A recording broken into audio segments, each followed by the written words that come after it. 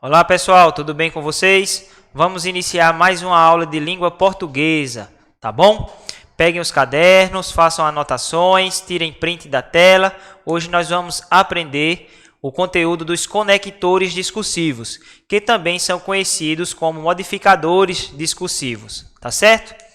Bom, em síntese, os marcadores discursivos não é uma soma arbitrária de palavras ou frases, mas um todo coeso, coerente e estruturado, isto é, um conjunto de elementos interligados de acordo com uma sequência e com as regras gramaticais da língua portuguesa.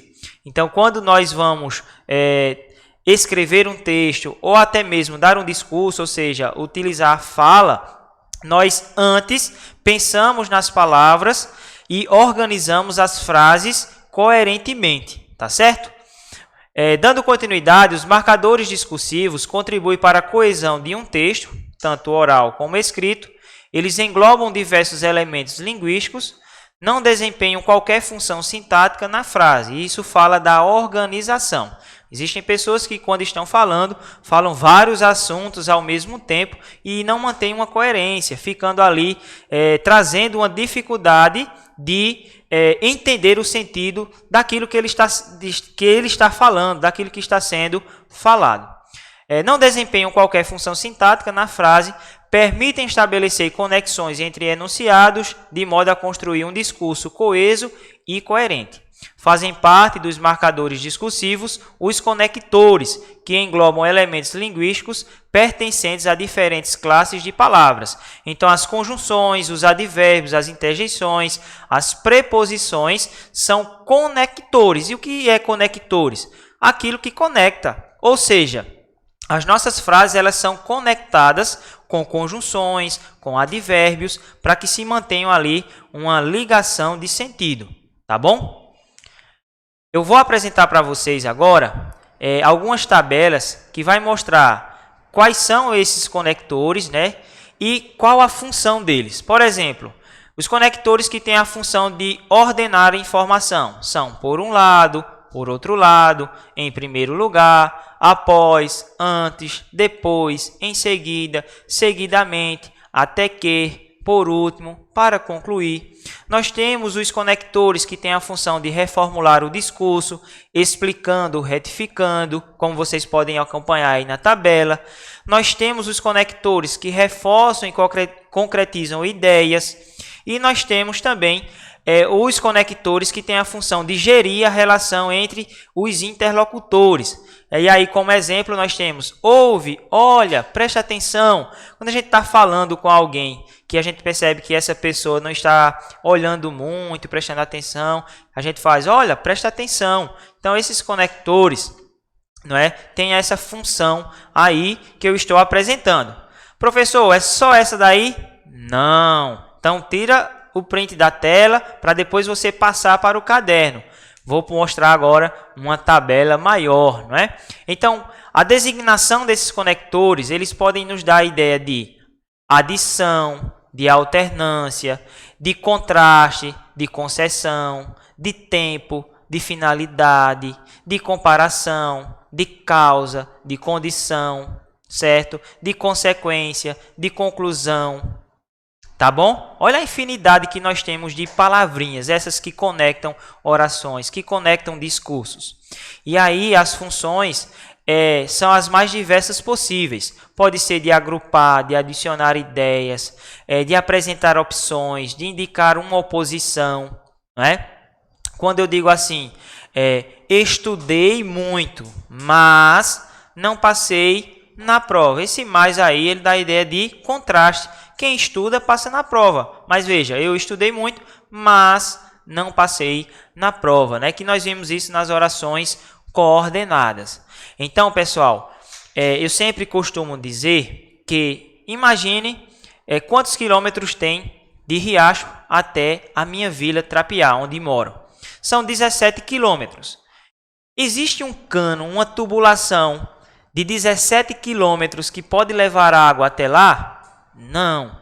Ou seja, são necessários canos que são interligados não é, um nos outros até chegar lá. Assim também é no discurso, assim também é na língua portuguesa, é no texto escrito.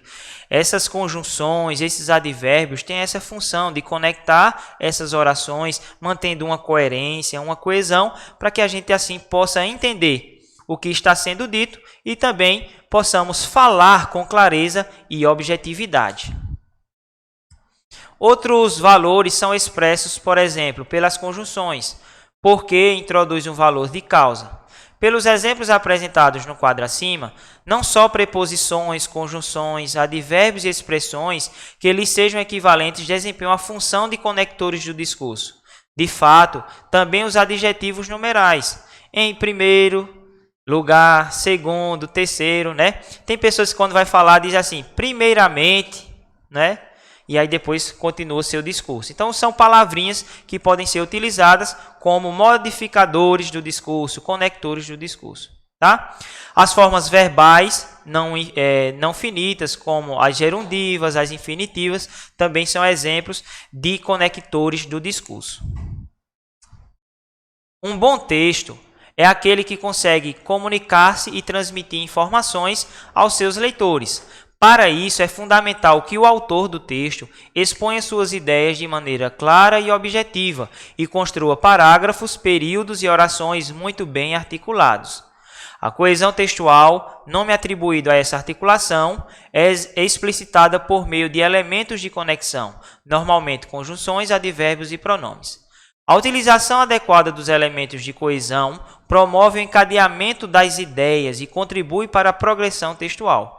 Na realidade, são os conectores discursivos os responsáveis pela sequenciação de ideias entre as orações e os períodos e possibilitam também um processo de paragrafação bem estruturado, sendo essenciais à manutenção do eixo temático que o autor pretende desenvolver.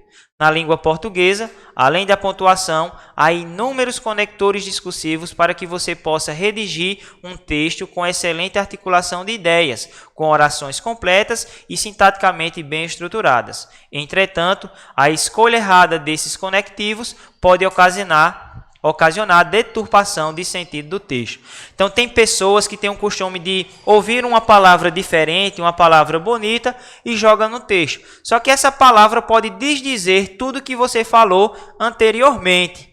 Então, é importante que na produção textual, no discurso, esses elementos linguísticos, pessoal, as palavras, as expressões, os períodos sejam bem organizados, com cuidado, porque você está falando para outra pessoa ouvir, certo? E você precisa ser claro, a outra pessoa precisa entender. E lembre-se, os conectores têm essa função.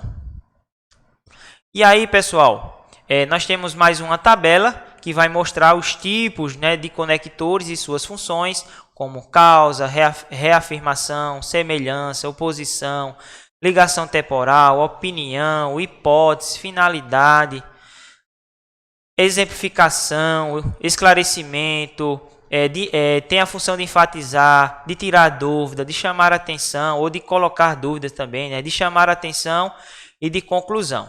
Na língua portuguesa, existem mais de 400 mil palavras. Isso tudo, professor, isso tudo. Então, nós temos uma infinidade de possibilidades discursivas, de preparar um texto, de falar um discurso.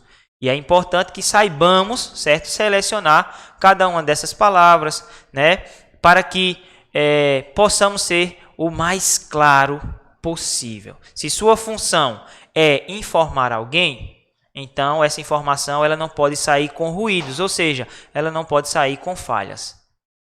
E aí, a hora da leitura. Nós temos aqui um texto que fala sobre jovens delinquentes. E essas palavrinhas que estão em negrito, certo? Elas são exemplos de conectores. E aí, para a gente finalizar a nossa aula, vou ler apenas o primeiro e o segundo parágrafo, que diz assim: na noite de terça-feira passada, dia 9, em São Paulo, Vitor Hugo Deppmann, estudante de 19 anos, foi assassinado. As câmeras mostram que ele entregou seu celular e o assaltante o matou sem razão, com um tiro na cabeça.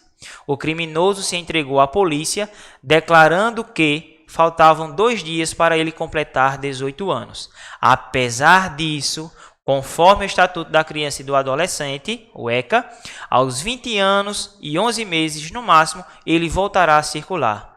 A gente não pode nem deixar anotado o nome do assassino para mantê-lo afastado de nossas vidas futuras. Por ele ser menor, seu anonimato é preservado. É assim que protegemos o futuro do criminoso, para que, uma vez regenerado pela mágica de 3 anos de internação, alguém acredita, ele possa facilmente reintegrar a sociedade e ser um cidadão exemplar, nosso vizinho. E aí por diante, que vocês podem estar lendo no decorrer da aula. Então, pessoal, essas palavras em negrito são exemplos de conectores e observe que esses conectores dão mais uma fluidez ao texto. O que é uma fluidez? Uma leitura mais simples, uma leitura mais corrida, mas também nos traz um entendimento bem completo. E aí, pessoal, muito obrigado. Até a próxima aula. Revisem, busquem outros meios, tirem as dúvidas com os professores mediadores e nos encontraremos na próxima semana, se Deus quiser.